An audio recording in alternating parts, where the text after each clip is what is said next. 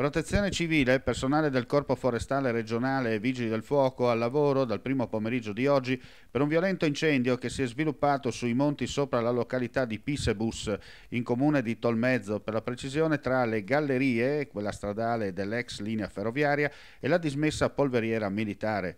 Il vento che sta soffiando non agevola il lavoro dei soccorsi. L'area interessata non è abitata.